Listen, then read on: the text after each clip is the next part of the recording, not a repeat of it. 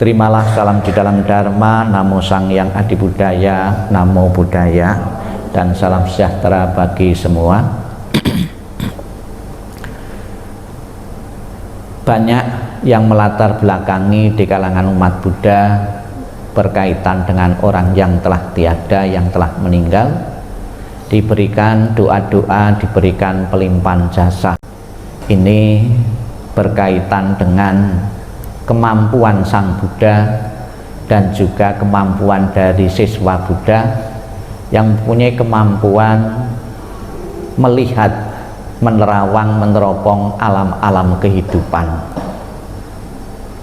Dicontohkan Sang Buddha sendiri mempunyai kemampuan ketika beliau setelah mencapai penerangan sempurna, salah satu kemampuan beliau adalah bisa melihat makhluk-makhluk, bisa melihat alam-alam kehidupan. Dijelaskan di dalam kalangan umat Buddha ada 31 alam kehidupan yang bisa dihuni, yang bisa didiami oleh makhluk-makhluk hidup. 31 alam kehidupan ini ditempati berdasarkan dengan kebaikan-kebaikan yang dilakukan oleh makhluk hidup, termasuk baik yang hidup maupun setelah meninggal. Sang Buddha pun mempunyai kemampuan. Kenapa manusia ini dilahirkan di tempat ini, di keluarga ini, menjadi seperti ini. Demikian pula kepada makhluk-makhluk atau roh-roh yang telah meninggal, itu pun Sang Buddha mempunyai kemampuan itu. Ketika istana Raja Bimbisara pada malam hari terdengar suara yang gaduh, yang aneh, menjerit-jerit, ya, mungkin minta tolong, ya. Kemudian raja ketakutan, kemudian minta petunjuk kepada Sang Buddha. Sang Buddha dengan kemampuannya bisa melihat bahwa makhluk-makhluk yang datang istana itu adalah leluhur-leluhur keluarga Raja Bimbisara yang menunggu, yang berharap pelimpahan jasa atau doa dari keluarga yang masih hidup. Maka Sang Buddha pun menyarankan kepada Raja Bimbisara untuk mengundang para biku dan memberikan jamuan makan, dan kebaikan dari memberikan jamuan makan itu dilimpahkan kepada leluhur-leluhur yang telah tiada. Setelah diberikan pelimpahan jasa, kemudian para leluhur-leluhur terbantu dan terdorong telah di alam yang bahagia. Ada juga cerita Biku Moggallana yang mempunyai kemampuan juga. Pada satu ketika dia menerawang, meneropong bahwa ibunya yang telah meninggal telah di salah satu alam penderitaan, alam neraka. Sebagai seorang anak yang berbakti, dia pun juga ingin menyelamatkan ibunya, membantu ibunya untuk segera terlahir di alam bahagia. Kemudian juga minta saran kepada Sang Buddha. Akhirnya Biku Moggallana pun juga berdana kepada Arya Sangga, sangga-sangga yang telah mencapai kesucian, dan kebaikannya itu dilimpahkan untuk ibunya yang telah di alam penderitaan sehingga bisa membantunya. Dan cerita-cerita yang lain di luar agama Buddha pun juga ada, menolong, membantu leluhur-leluhur atau arwah yang dalam keadaan menderita.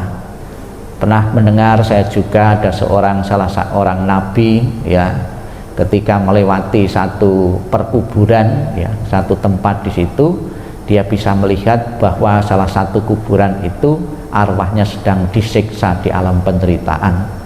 Kemudian untuk mengurangi penderitaannya itu mengambil pelepah atau tangkai atau batang dari pohon kurma, kemudian ditancapkan di kuburan itu. Ya, itu bisa membantu batang kurma ini masih basah, kemudian ditancapkan di situ. Mungkin ya dari cerita ini juga kalau kita lihat di beberapa kuburan itu di situ ada kendi, ya, ada payung, ada sapu juga. Kalau kendi di situ isinya kan air. Seandainya yang di dalam itu di alam panas, alam neraka, kendi air tadi bisa membantu, ya. Kemudian juga ada kita lihat di kuburan itu ada sapu, ya, disapu di situ sebagai simbol jalan yang dilalui oleh arwah itu biar bersih, maka dibekali dengan sapu. Kemudian ada lagi dikasih kelapa muda atau tegan, ya, di situ, ya, filosofinya kalau tegan, kamu kalau ditanya malaikat nanti jangan deg-degan, ya, tegan, jangan kaget, ya, deg-degan, ya. Dan masih banyak lagi simbol-simbol yang dipakai oleh seseorang untuk membantu arwah yang telah meninggal sekiranya terlahir di alam penderitaan itu bisa membantu untuk mengangkat atau membantu untuk mempelapang jalan yang dilalui oleh leluhur. Bagi kalangan umat Buddha, memberikan bantuan seseorang yang telah meninggal bukan saja dilakukan bagi leluhur-leluhur atau arwah-arwah yang telah di alam penderitaan alam neraka. Seseorang yang terlahir di alam surga pun itu juga masih perlu bantuan, karena menurut pandangan agama Buddha, alam surga pun juga masih mengalami penderitaan, masih akan sakit, masih akan lahir, masih akan menderita juga. Maka ketika ibu dari Sang Buddha ini, Dewi Mahamaya, terlahir di salah satu surga pun Sang Buddha menyempatkan diri untuk berkunjung, untuk membabarkan Dharma Abhidhamma, untuk segera mencapai pembebasan. Ini artinya orang yang terlahir di alam surga pun masih perlu bantuan dari orang lain untuk mewujudkan pembebasan secara total atau mencapai nirwana. Pada kesempatan ini, di saat kita memperingati 2 tahun wafatnya Ibu Almarhumah Mariana, atas nama keluarga memberikan saji-sajian makanan-makanan ini. Ini juga salah satu tradisi, ya, yang diwariskan dari tradisi nenek moyang, yang ditradisikan dari salah satu agama juga. Memberikan saji-sajian makanan berarti kita simpatik kepada orang tua kita. Seandainya di alam sana itu belum terjamin kesejahteraannya, kita berikan persembahan makanan ini. Bahkan ada juga seseorang yang masih hidup, keluarga yang masih hidup, selalu berpikir tentang keadaan di alam sana. Ada yang bakar rumah-rumahan, jangan sampai di alam sana orang tua kita tidak mempunyai tempat tinggal. Ada dikasih pesawat ketika berpergian biar perjalanan lancar, dikasih mobil, dikasih becak, dan juga ada juga dikasih pembantu biar di sana pun tidak kecapean.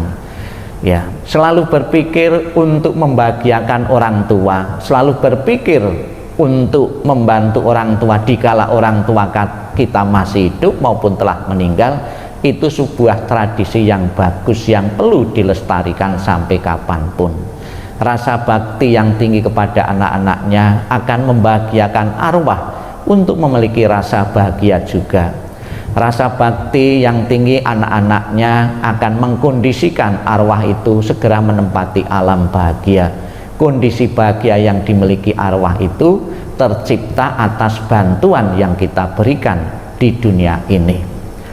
Disebutkan tadi di dalam tujuan dan manfaat memberi doa, dikatakan oleh Sang Buddha, di alam sana tidak ada pertanian, tidak ada perdagangan, tidak ada lalu lintas keuangan. Di alam sana bukan berarti semua alam di sana. Sang Buddha menunjuk pada salah satu alam, yaitu para dhatu jiwika, salah satu alam yang di situ bisa menerima pelimpahan jasa dari keluarga yang masih hidup ini. Sebab ada alam-alam yang lain, alam penderitaan, itu tidak bisa menerima pelimpahan jasa, tidak bisa menerima dukungan doa dari yang hidup. Ada beberapa alam yang tidak bisa. Nah, kita antisipasi seandainya orang tua kita saat ini terlahir di alam penderitaan, dan alam penderitaan itu bisa menerima pelimpahan jasa, maka pelimpahan jasa itu berguna dan bermanfaat bagi leluhur yang telah tiada. Seandainya ya leluhur kita tidak memerlukan pelimpahan jasa lagi atau tidak bisa menerima, kebaikan yang kita lakukan ini tetap ada gunanya, tetap ada manfaatnya. Banyak makhluk-makhluk di alam penderitaan yang masih terkait dengan karma-karma kita, hubungan karma kita di masa kehidupan yang lalu, membutuhkan pelimpan-pelimpan jasa. Jadi kebajikan Bapak Ibu pun juga tidak pernah akan sia-sia. Kita berharap doa ini selama 2 tahun ini, apabila almarhumah belum menempati alam bahagia, apabila telah di alam penderitaan dan perlu bantuan dari keluarga yang masih hidup, apa yang kita lakukan ini berguna dan bermanfaat untuk melapangkan jalan arwah beliau menuju alam yang lebih baik. Dan setelah di alam yang lebih baik, alam surga bahagia, selalu memberikan doa restunya kepada anak-anaknya, putra-putrinya, untuk selalu mendapatkan kemudahan-kemudahan hidup dalam penghidupan maupun mewujudkan cita-cita harapan-harapan beliau yang belum sempat terwujud atau terlaksana. Sadu, sadu, sadu.